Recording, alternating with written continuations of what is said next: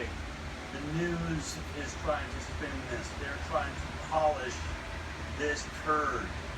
But it is what it is. We've all got to accept it, and we've got to not allow this conversation. Now they're saying, oh, you don't want to protect those that are in harm's way. You want to make this about money. You want to make this about jobs. You want to make this about finance. That's not what this is about. This is about human lives.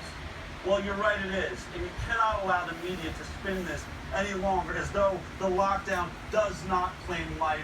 And guess what? The UN has just come out with a report. This one's in Reuters.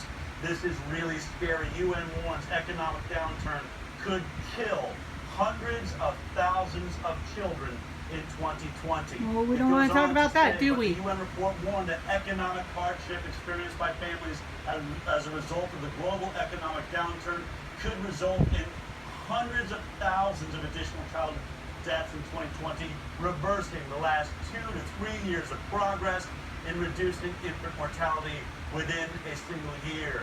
You might just be thinking, oh, the United Nations said an estimated 42 million to 66 million children could fall into extreme poverty as a result of the coronavirus crisis this year, adding to the estimated 386 million children already in extreme poverty in 2019. But staying home saved lives. Is just talking about Africa, is just talking about India or places like that, but we're seeing in our own reports here in America, this has a death toll. It's getting dangerous.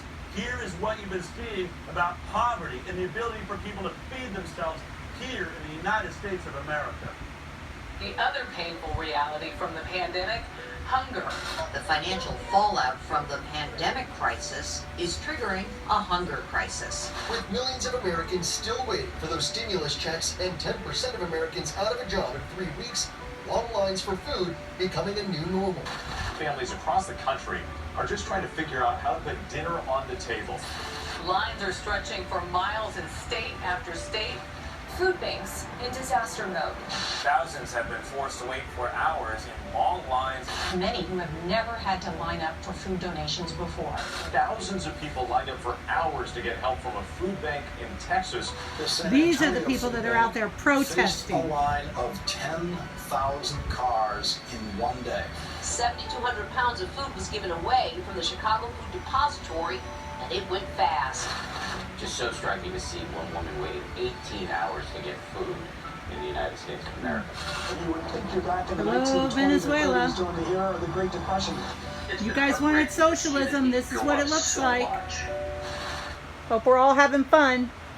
I want to be clear to those people out there like Lady Gaga or Oprah Winfrey or Matthew McConaughey, who is voicing commercials or singing on stages saying you're a hero, stay in your basement, stay locked down, we need to wait for a vaccine. That attitude is going to get hundreds of thousands of innocent children killed. They don't care, Del. They don't give a shit. Every doesn't affect them. Global economic advisor is saying there is going to be massive casualties way outside of what the flu had ever dreamt of. And that's what we are now talking about. It is in. We may have attacked Donald Trump months ago when he said this appears to just be a flu. Maybe he got lucky, maybe he didn't, but whatever the case, now we are seeing reports all around the world.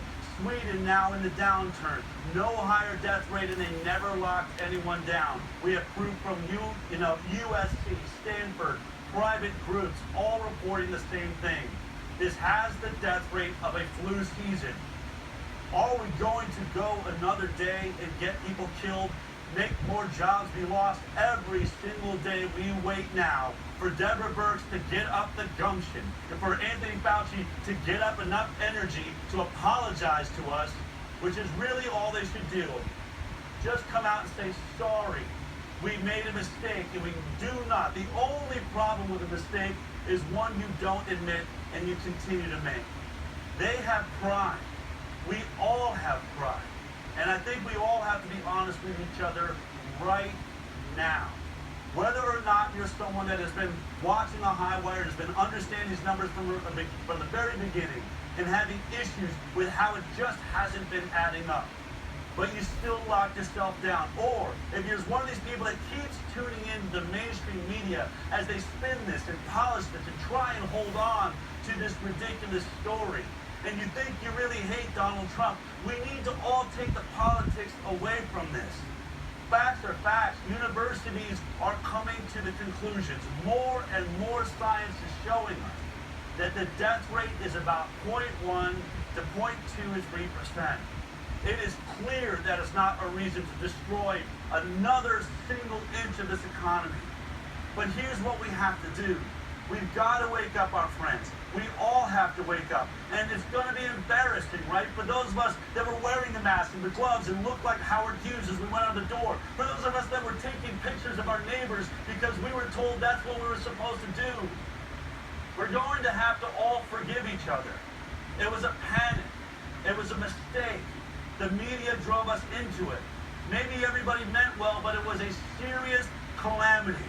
It was an accident. We have to forgive each other. We have to recognize that what happened in the quarantine stays in the quarantine. But let's be honest.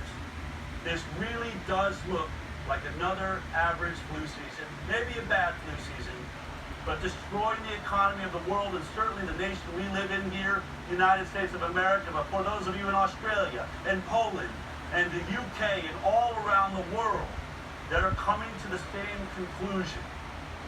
Let's wake up. Let's send this information to our governors and our leaders and say it's time to open up. We forgive you.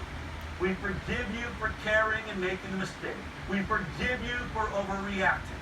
I forgive you for taking pictures of me when I was out walking with my dog. We were pushed to the limit. We were scared.